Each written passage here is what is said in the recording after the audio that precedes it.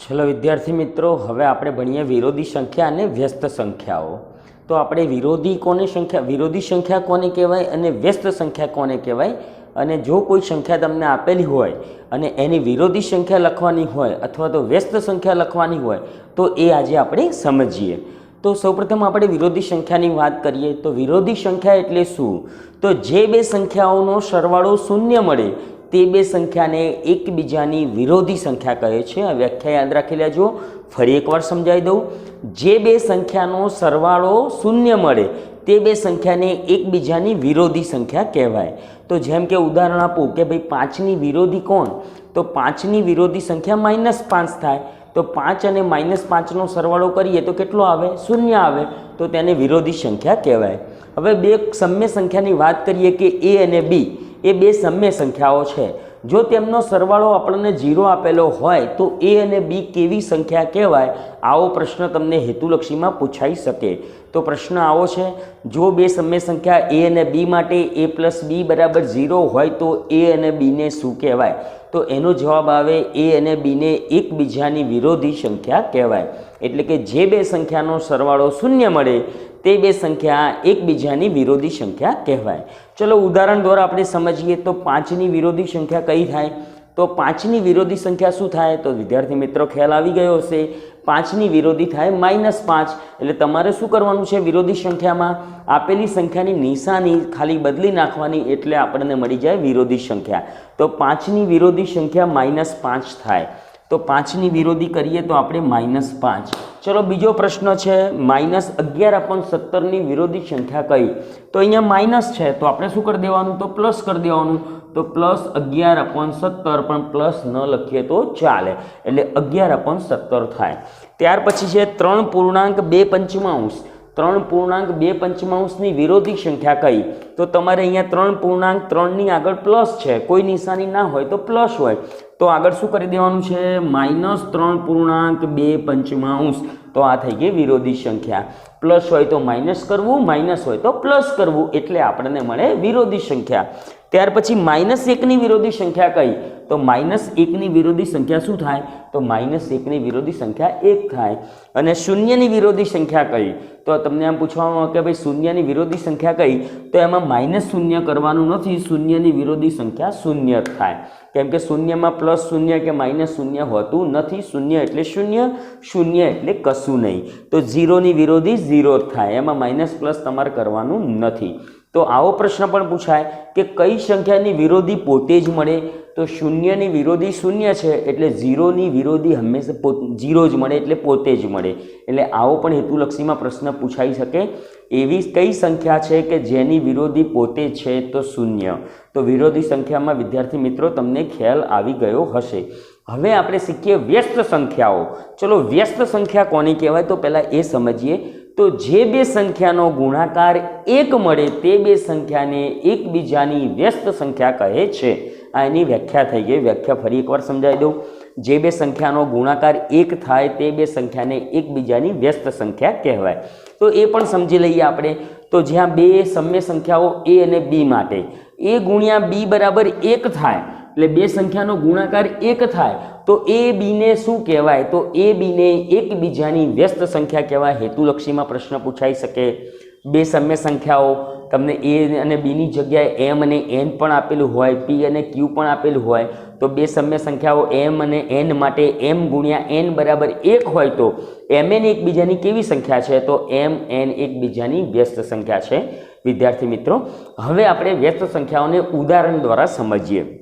જેમ કે પહેલો પ્રશ્ન છે, 5 ની વ્યસ્ત સંખ્યા કઈ થાય? તો વ્યસ્ત સંખ્યામાં તમારે શું કરવાનું છે? તો વ્યસ્ત કરવા માટે અંશ હોય છેદમાં લઈ જાઓ અને છેદ હોય અંશમાં લઈ જાઓ, એટલે થઈ ગઈ વ્યસ્ત સંખ્યા। જેમ કે 5 ની હું વાત કરું તો 5 ના છેદમાં કંઈ નથી। જો કોઈ સંખ્યાના છેદમાં કોઈ ના હોય તો 1 તો હોય જ, એટલે 5 ના છેદમાં 1 થયા। હવે એની વ્યસ્ત સંખ્યા કરવી છે તો છેદને અંશમાં લઈ જાઓ, અંશને છેદમાં લાવો, એટલે થઈ ગઈ વ્યસ્ત સંખ્યા। તો આની વ્યસ્ત સંખ્યા થશે 1/5, એટલે કે 1 ઉપર જશે અને 5 આવશે નીચે। તો 5 ની વ્યસ્ત સંખ્યા થઈ ગઈ 1/5। તો આ વ્યસ્ત સંખ્યા આપણને મળી ગઈ। ત્યાર પછી -11/13 ની વ્યસ્ત સંખ્યા શું થાય?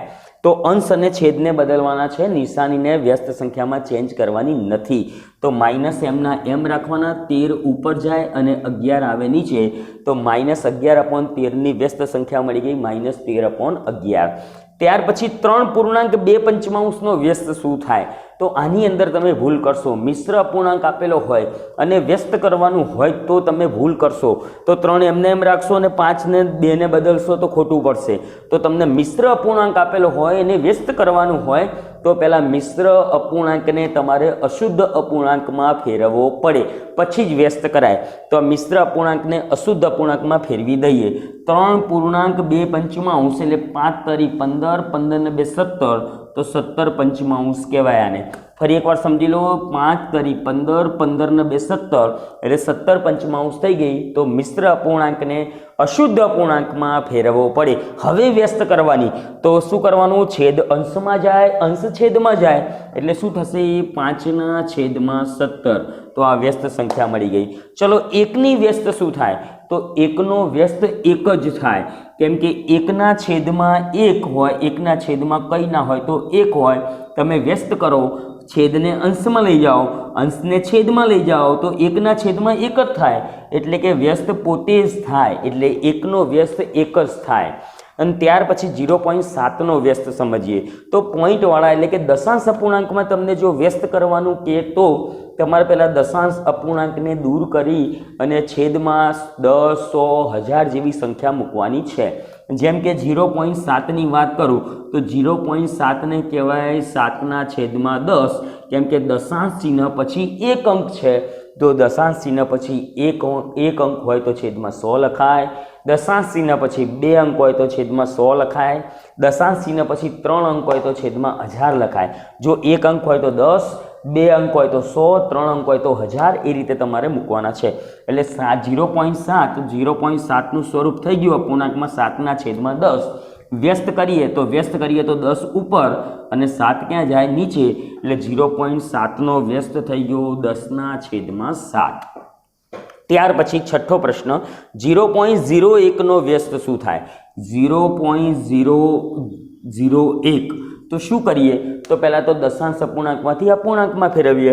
ચલો, દશાંશ ચિહ્ન પછી કેટલા અંકો છે? તો 2 અંકો છે. તો દશાંશ ચિહ્ન પછી 2 અંકો હોય તો છેદમાં શું લખવાનું?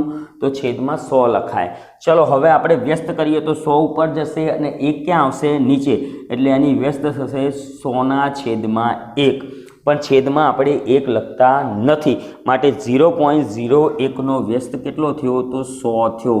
તો વિદ્યાર્થી મિત્રો, વ્યસ્તમાં ખ્યાલ આવી ગયો હશે. હવે હેતુલક્ષી પ્રશ્નો માટે થોડા 2-3 બીજા પ્રશ્ન તમને કહી દઉં. કઈ સંખ્યાની વ્યસ્ત પોતે થાય? તો 1નો વ્યસ્ત પોતે જ મળે અને -1નો વ્યસ્ત પણ પોતે મળે. યાદ રાખજો, જ્યારે મેં ગુણધર્મો શીખવાડ્યા ત્યારે આપણે ચર્ચા કરેલી, પણ ફરી એકવાર સમજાવી દઉં. હેતુલક્ષી માટે ખૂબ જ IMP છે. તો 1નો વ્યસ્ત 1 થાય અને -1નો વ્યસ્ત પણ શું થાય? -1 થાય. એટલે આ તમારે યાદ રાખવાનું છે. તો 1 અને -1નો વ્યસ્ત પોતે છે અને વિરોધીમાં યાદ રાખવાનું છે, શૂન્યની વિરોધી પોતે છે. એટલે કઈ બે સંખ્યાનો વ્યસ્ત પોતે જ મળે? તો 1 અને -1. ત્યાર પછીનો બીજો એક પ્રશ્ન યાદ રાખી લેજો કે ભાઈ શૂન્યની વ્યસ્ત શું થાય? ચલો, શૂન્યની વ્યસ્ત શું થાય એ સમજી લઈએ. તો શૂન્યના છેદમાં કંઈ ના હોય તો 1 લખાય, છેદમાં કંઈ ના હોય તો 1 લખાય. ચલો, વ્યસ્ત કરીએ આપણે તો 1 ઉપર જશે અને શૂન્ય ક્યાં આવશે? નીચે આવશે. તો 1/0 થઈ, પણ આવી કોઈ સંખ્યા અસ્તિત્વ ધરાવતી નથી.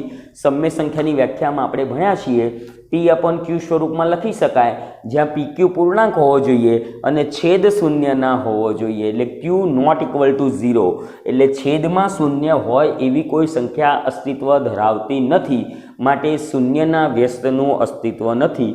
એટલે આવો પ્રશ્ન તમને પૂછાય, કઈ સંખ્યાના વ્યસ્તનું અસ્તિત્વ નથી? તો શૂન્યના વ્યસ્તનું અસ્તિત્વ નથી, કેમ કે છેદમાં શૂન્ય હોય એવી કોઈ સંખ્યા અસ્તિત્વ ધરાવતી નથી. તો આ હેતુલક્ષી પ્રશ્નો માટે પણ તમને ખૂબ જ કામમાં આવશે અને ખાલી જગ્યાની અંદર પણ પૂછાય છે કે ભાઈ વિરોધી સંખ્યા જણાવો, વ્યસ્ત સંખ્યા જણાવો. હવે વિરોધીની વ્યસ્ત સંખ્યા, વ્યસ્તની વિરોધી સંખ્યા આપણે સમજીએ.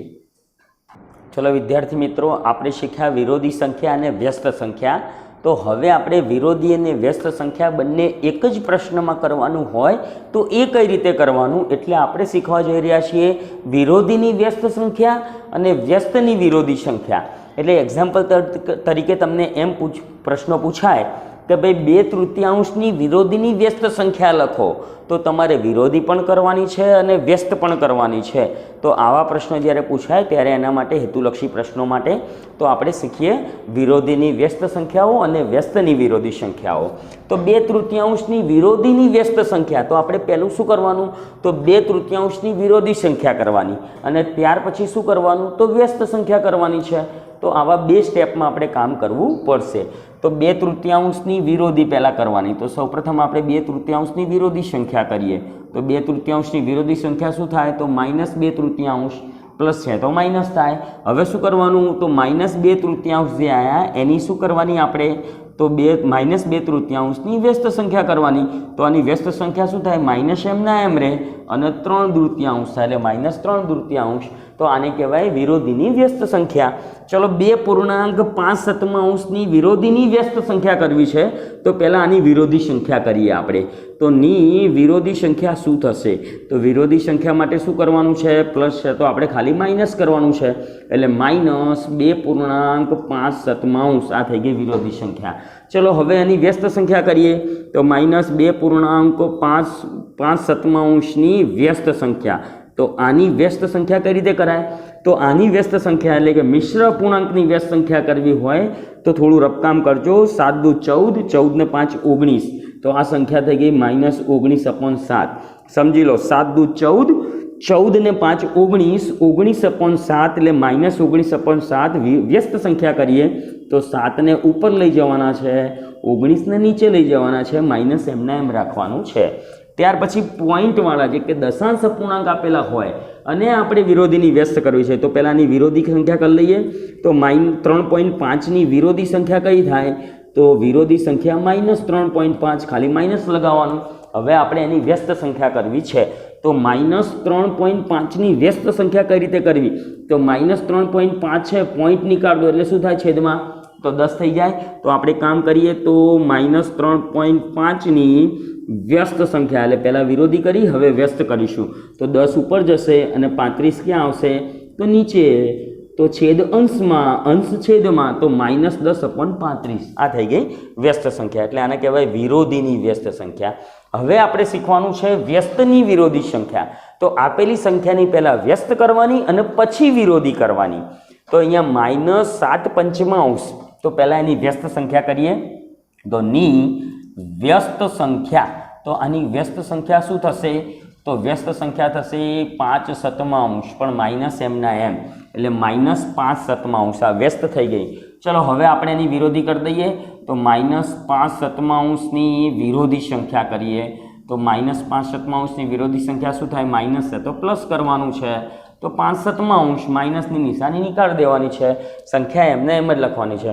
તો આ થઈ ગઈ વિરોધીની વ્યસ્ત સંખ્યા. એટલે વિરોધી પણ કરી એટલે માઇનસનું પ્લસ પણ થયું અને અંશ અને છેદને પણ ફેરવ્યા. ચલો 0.02 વ્યસ્ત સંખ્યાની વિરોધી સંખ્યા કરવાની છે.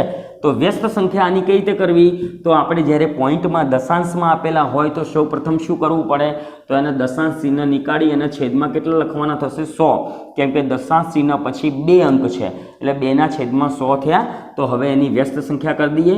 તો ની વ્યસ્ત સંખ્યા એટલે પહેલું જ આ કામ કરીએ તો આની વ્યસ્ત સંખ્યા શું થશે, તો 100/2. તો આ થઈ ગઈ વ્યસ્ત. 100 ઉપર ને 2 નીચે એટલે 100/2 એટલે કેટલા થાય, તો છેદ ઉડાડીએ એટલે 50. તો આની વ્યસ્ત સંખ્યા થઈ ગઈ 50. ચલો 50ની શું કરવાની છે, તો 50ની વિરોધી સંખ્યા. તો 50ની વિરોધી શું થાય, તો -50 આવી ગયો જવાબ. ચલો -2.3 વ્યસ્તની વિરોધી. તો પહેલાં વ્યસ્ત કરવા માટે મિશ્ર અપૂર્ણાંક હોય તો શું કરવાનું, તો મિશ્ર અપૂર્ણાંકને અશુદ્ધ અપૂર્ણાંકમાં ફેરવવા પડે. 7 × 14, 14 ને 3 કેટલા થાય, તો 17. તો આ સંખ્યા થઈ ગઈ, હું બાજુમાં લખું છું. 7 × 14, 14 ને 3 17, -17/7. ચલો એની પહેલાં વ્યસ્ત કરી દઈએ. તો આની વ્યસ્ત સંખ્યા કરીએ તો વ્યસ્ત સંખ્યા થશે 7 ઉપર જશે અને 17 ક્યાં આવશે, છેદમાં, એટલે -7/17. ચલો વ્યસ્ત થઈ ગઈ. હવે શું કરીએ તો -7/17 શું કરવાની તો વિરોધી સંખ્યા કરવાની. તો વિરોધીમાં તો ખાલી શું કરવાનું છે નિશાની જ બદલવાની. તો માઇનસ નીકળી જાય તો 7/17 તો આ થઈ ગઈ વિરોધી. એટલે વ્યસ્તની વિરોધી અને વિરોધીની વ્યસ્ત જે બે સ્ટેપમાં કામ કરવાનું. પહેલાં તમને વ્યસ્ત કીધું હોય તો પહેલો વ્યસ્ત કરવાનો અને પછી વિરોધી કરવાની, અને પહેલાં તમને વિરોધી કીધી હોય તો પહેલાં વિરોધી કરવાની અને પછી જે સંખ્યા આવે એનો વ્યસ્ત કરવાનો થાય.